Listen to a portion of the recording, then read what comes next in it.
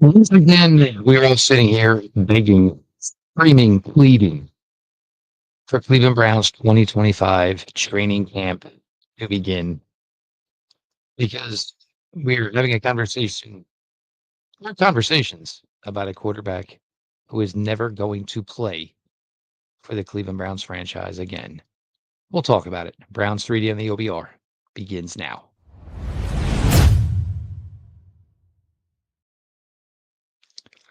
Welcome back, my friends, to the show that never ends, your daily delivery of all things Dog Pound Browns 3D on the OBR streaming network. And we appreciate everybody who comes on out every single day to the OBR for your favorite Cleveland Browns coverage, whether it is the written content from our incredible group of writers, or, of course, the OBR streaming network beginning every night at 6 p.m. Eastern with Browns 3D, hosted by me, Jeff Lloyd, of course, Thursday.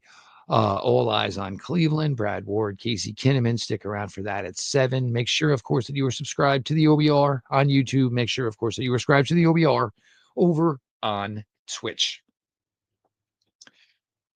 For a guy who is recovering from Achilles surgery, for a guy that this Cleveland Browns franchise went out and pursued not one, not two, not three, but 4 quarterbacks through free agency in the draft and trade. For a guy who has been described as the player who was in the worst trade in the history of the NFL, and by many, the worst trade in professional sports history. Yet this is the person that anybody can still try to sum up and speak about. I don't give a flying rat's you know what in regards to Deshaun Watson. I don't care where his rehab is going. I don't care that some people think maybe he might be able to practice next year. Even if he is, he's not going to. I don't care if he wants to mentor the young quarterbacks, which nobody wants, probably even including the young quarterbacks. I don't care if he's all of a sudden now a better teammate. Who cares? Take your 45 million and get as far away from Cleveland, Ohio as possible. Can we all just make a deal? How about we talk about one of the other 89 guys, 90 guys who will be headed to Cleveland Browns training camp in less than 3 weeks? The time spent on this guy is over. The fact that people are still trying to bring his name up in any type of news fashion just shows you're not really giving a crap about what you're supposed to be doing. There are 90 other players you can talk about. He is so far in the rearview mirror of this franchise. It's laughable. It is literally laughable. He is dead to the Cleveland Browns. You will never see him in any capacity playing football for this franchise again. So to try and be the person that goes out to the campfire the next morning and maybe tries to wave that last coal back into a burning inferno, it is not happening. Stop it.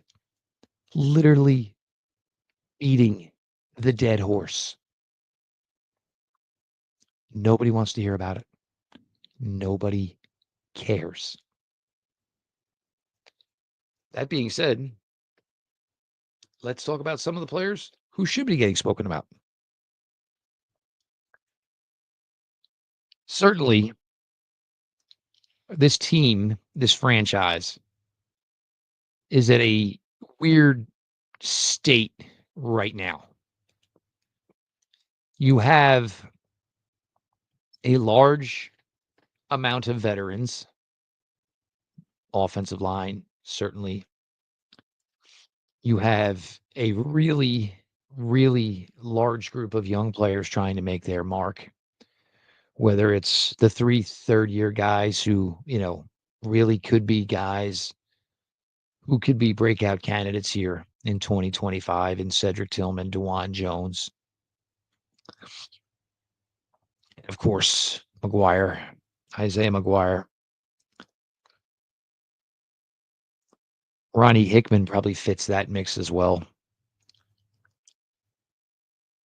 We're, again, 3 weeks away from training camp, and I don't think any of us really have any idea what exactly is going to go on with this team this summer, the preseason games, the regular season.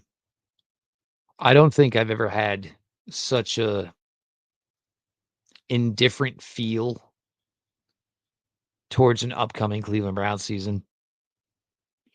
Certainly, there have been ones with optimism. There have certainly been ones with, fingers crossed, hoping for the possible best. I don't know what my read is for this football team. And I think because I'm probably going to go probably more to the older listens on this one. You remember like the Choose Your Own Adventure series books when you were a kid? That's kind of like what exactly the Cleveland Browns are here in 2025. It's kind of like choose your own adventure. And it all probably comes, down to any of the four quarterbacks. Like for everybody that wants this team to start the season and put themselves in the best possible chance to be successful, well, the adventure you're choosing then would be the Joe Flacco adventure. We have history. We have evidence. We have proof of Joe Flacco playing and performing in a Kevin Stefanski offense, which led to a 4-1 regular season record, clinched a playoff berth. I think we all know what happened in January 2024 down in Houston, of course. But if you are so adamant on this team starting the season, and look, there's no scenario where the Browns are going to make the playoffs. There's no scenario where the Browns are going to win 2 games. I think, and again, that's where I come up with this just numb feeling in regards to what this 2025 season could be. But if you were adamant that you want them to basically go in there and take a puncher's chance at trying to find a way into the 2025 NFL playoffs, well, then that path, obviously, is most likely Joe Flacco. But the reality of it is, at Joe's age, to believe that Joe can give you 17 regular season games and a playoff run does not seem feasible.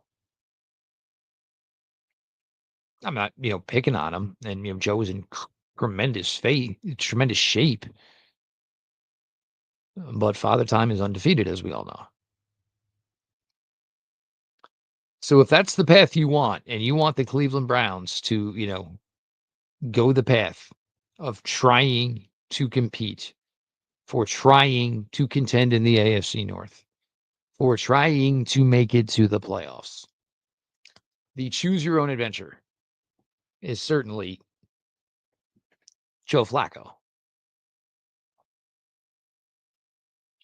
If the choose your own adventure path is, hey, let's do the Sam Darnold, which in all fairness to Sam Darnold, that should probably really be called the Geno Smith, right? Geno Smith did it and made it cool before everybody started to call it the Sam Darnold. But if you want to do the Sam Darnold or appropriately the Geno Smith, you can choose that adventure. That adventure is here in Cleveland. That adventure is the former Pittsburgh Steeler. That adventure is the former Philadelphia Eagle. Choosing that adventure is choosing the Kenny Pickett experience. And I think I'll be fair and, maybe put a little on myself. You know, maybe I haven't been totally fair in thinking that, Kenny Pickett is maybe not a legitimate option in all of this. You know, I think people, when Coach Stefanski speaks or other coaches speak or Andrew Berry speaks, I think people hear the information and take it for how they want it to play out. Oh, well, Coach Stefanski, they spoke really positive about Kenny Pickett. My retort is, well, who are they speaking negatively about? Because they're not speaking negatively about anybody. But Kenny Pickett was a solid, solid college performer at Pittsburgh. You can't take that away from him. And however it fell apart in Pittsburgh, and let's be honest, you know, this is now going to be year 4 of the Pittsburgh Steelers host Ben Roethlisberger. So just because the Pittsburgh Steelers gave up on Kenny Pickett, who had a winning record while playing for them, doesn't necessarily mean that the Pittsburgh Steelers made the right call. This is a team that has no clue right now what they're doing at the quarterback position. And to be honest, the Pittsburgh Steelers at this point should have already been transitioning past and transitioning in new quarterback because they were always a team that kind of just had these long runs of quarterbacks. They should already be in year 3, year 4 of what is going to be, the next Pittsburgh Steeler quarterback that drives Cleveland Browns fans crazy. But here they are 4 years after Ben Roethlisberger, and they're not any closer to a long-term answer than they were when it all started in 2022. So the fact that the Pittsburgh Steelers gave up on Kenny Pickett shouldn't be the be-all, end-all as far as any possible future Kenny Pickett could have in the NFL. You can't really take what happened in Philly last year and really put any weight to it whatsoever. Obviously, Kenny got to play. Played okay for the limited amount he got to play. But there was never any possibility. They have their guy. They've had their guy in Philly. They have their guy in Philly. They have their guy for the future in Philly in Jalen Hurts, as we all know. So Kenny going there, and maybe hopefully for Kenny Pickett going to Philly last year was, a chance to get back into your own head the correct way. Start to, learn different principles, philosophies offensively. And, did you pick up things? Because that was the thing. Kenny didn't really have a veteran, proven quarterback or a guy who had been a proven backup quarterback to lean on in his time in Pittsburgh. So did he take something from, being in the meetings with Jalen Hurts and observing? And in my opinion, Jalen Hurts is probably pretty underrated because his style is certainly not, the eye-popping numbers that we're certainly getting from some of these other quarterbacks in the NFL nowadays. Jalen Hurts is a great dual threat player, a great competitor, and a damn great winner, obviously. You know, did Kenny find some ideas to work within himself, to work for himself? And some tips maybe that he walked away from spending that time with Jalen Hurts that can hopefully improve Kenny Pickett's game. But you want to choose that adventure, you can choose that adventure, the Kenny Pickett experience. Trying to be the next Sam Darnold, or before that, Geno Smith.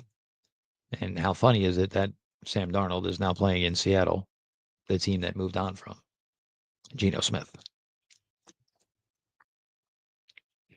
If you want to go with the never saw it coming adventure in the choose your own adventure of the Cleveland Browns quarterbacks, here comes Dylan Gabriel. I think we all spent a lot of time talking during the draft process about quarterbacks. And obviously, it was, an off season where we talked about nothing but available quarterbacks, whether quarterbacks would be available by trade, what quarterbacks were available in free agency. Certainly the draft quarterbacks. But of all the draft quarterbacks, I think probably for me,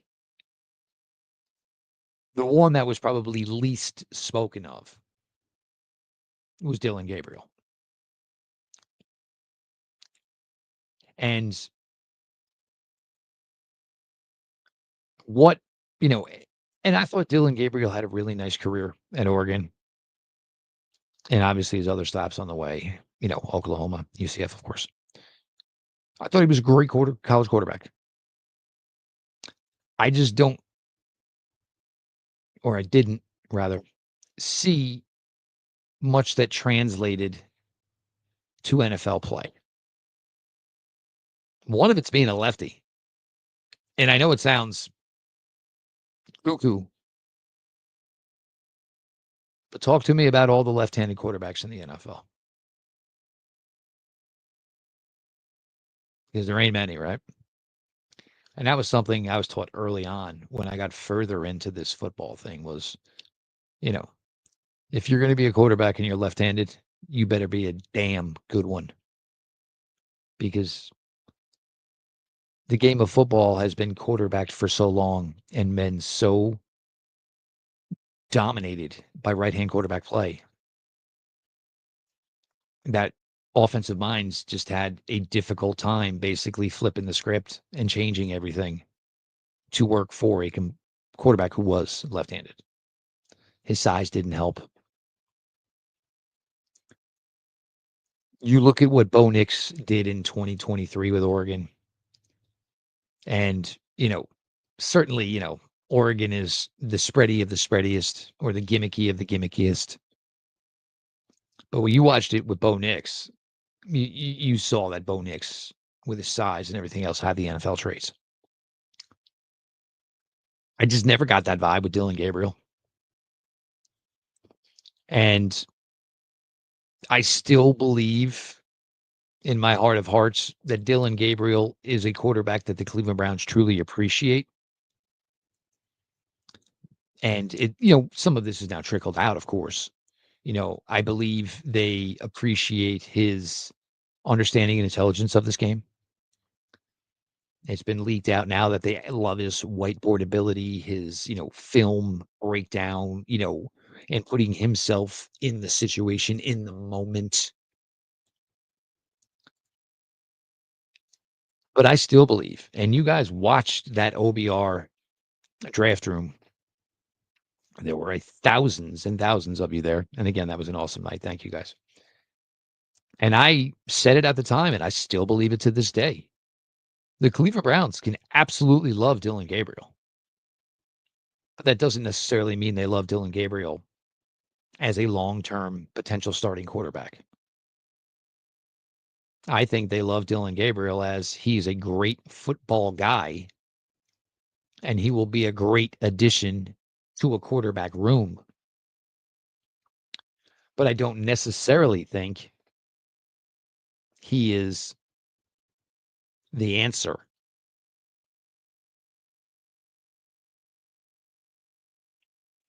And, for Gabriel, again, he's got to be still now. It's got to be an extremely weird situation for Dylan Gabriel. Because, look, the Browns and Shedeur were rumored obviously a ton. Was it ever going to happen at 2? No. But then there it was, the end of day 2, and the Browns draft Dylan Gabriel. And then all of a sudden, you figure that was one of the last picks Friday night, right? So then you figure by what?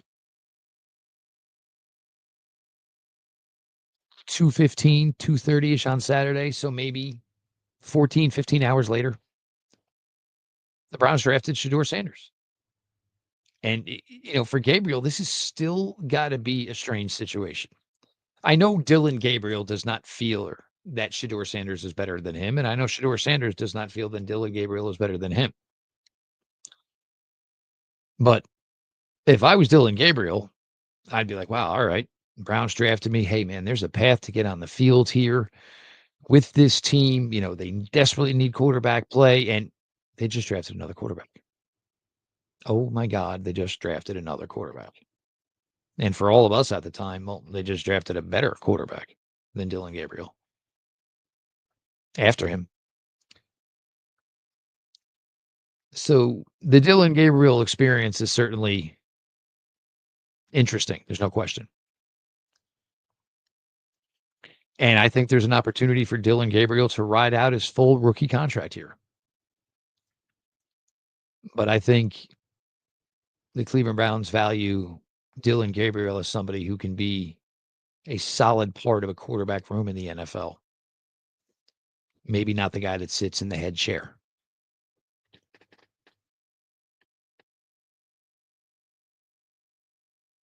If you want to play the guy it should be, choose your own adventure, then you're swiping on Shedeur Sanders. Look, I know they say, oh, well, you got to do it for the veterans. You got to show these veterans, that you're really trying to be in it. And 17 games of 40-year-old Joe Flacco, 17 games of Shedeur Sanders. You could easily end up with the same team, the same record. Maybe the games go different. Maybe Joe has a little success early that Shedeur wouldn't. Maybe Joe's body fails him a little bit towards the end of the regular season, and maybe that's where Shedeur Sanders would maybe pick up some stride.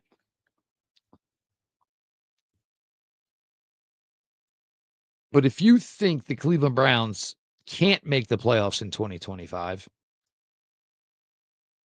and I'm not trying to be a negative Nancy, just go look at any sports book and you tell me what the world thinks about the chances of the Cleveland Browns making the playoffs in 2025.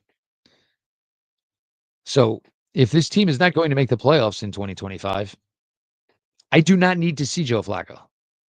I do not need to see Geno Smith, Sam Darnold, the Kenny Pickett experience. Nope, don't need to see it.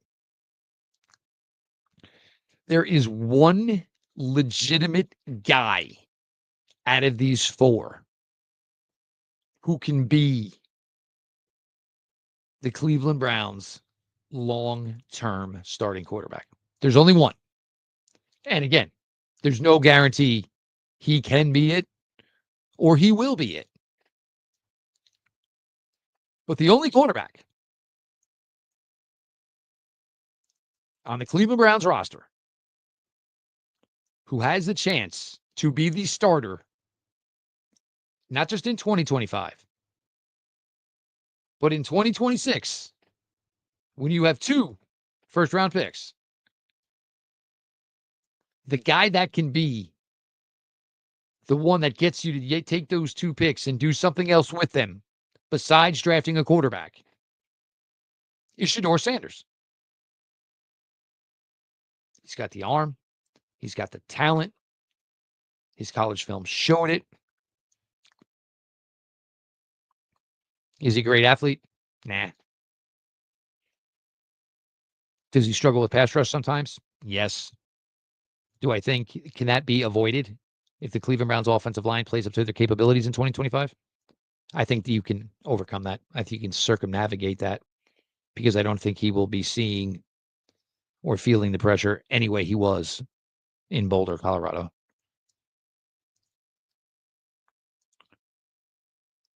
Plus, it's the cachet. It's the name. Nothing's going to be too small for Shedeur. Guy's been in the spotlight his entire life. Was on a reality TV show as a kid. His dad is one of the most magnetic, electric names, personalities ever. Ever. So if you're going to play the choose your own adventure of the Cleveland Browns quarterbacks, we just kind of walk through it. Joe Flacco, Kenny Pickett, Dylan Gabriel, Shedeur Sanders. Any way you want to look at it. But the adventure I want, and I want 17 games of it, and maybe it could be a playoff game. I don't think it would be. The adventure I'm choosing is Shedeur Sanders. I think he's the only one that give you any potential of saying this isn't just a one-year thing. This can be more than that. I want to hear about the tickets. Yes, speeding is stupid, but I'm not holding it against him. His job is to play quarterback. His job is not to drive. The team must. Working out in Florida. And I'll be honest, and these were some of the things that unfortunately nobody listened to during the draft process. Was how committed to the game Shedeur Sanders was. How much he just generally enjoyed and loved and gave the correct work ethic to the game of football. He's not out in the club, not partying with his crew. And that was a major, major positive on the behalf of Shedeur Sanders that nobody ever wanted to talk about. Did his father get over involved and kind of screw up the draft process? Yep. Were they foolish for not hiring an agent? 100%.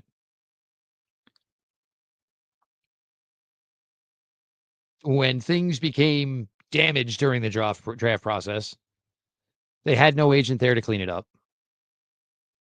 And again, an agent is not there for damage control. You have an agent to make sure you don't get into a situation that requires damage control. But again, this Cleveland Browns 2025 season literally is going to be the choose your own adventure. Unfortunately, we don't get to choose it. We get to watch how Andrew Berry and Kevin Stefanski choose the adventure of what will be 2025. I don't think we're going to get anything tomorrow up. I think we've all kind of universally agreed. A, it's Friday. B, it's the 4th of July. C, why are we going to put together, another show where maybe there's no news around? Friday shows this time of year don't really do that well anyway. They do very well during the season. Friday shows are not really doing that well right now. And I understand, I can't fault you guys. It's the summer. Live your lives, man. But, 4th of July weekend, I hope every one of you, just absolutely get a chance to sit back and enjoy yourself. We all work our butts off. We all probably work harder than we should. And any opportunity we can kind of get to sit back, kick back, and relax even just a little bit, God knows each and every one of us deserve it. So honestly, much love from here, from all of us here at the OBR. I mean, we are salivating. I was actually messaging with Brad Ward today. Like, we are salivating for training camp to start. We want to give you our thoughts on the biggest Browns news, but we need news to give you our thoughts, if y'all see what I'm trying to say here, right?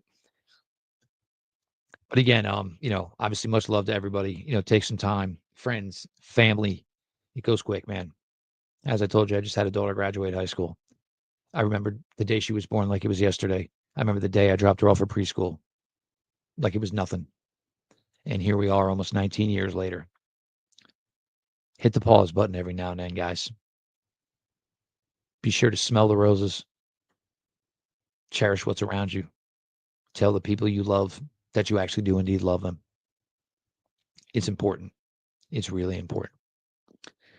So, of course, always, thanks to everybody coming out every day, reading all the written work here at the OBR, joining us every night on the OBR streaming network, beginning at 6 o'clock, Browns 3D, hosted by me. All eyes on Cleveland afterwards. Casey Kinnaman, Brad Ward, stick around for that at 7. Then again, a little hiatus tomorrow. Enjoy your weekend, your barbecues, have a few drinks. Enjoy yourselves, kids. We appreciate you. Make sure you subscribe to the OBR on YouTube. Make sure you are subscribe to the OBR over on Twitch. This has been your daily delivery of all things Dog Pound. Browns 3D on the OBR streaming network. Happy 4th of July. And we'll talk to y'all after the weekend.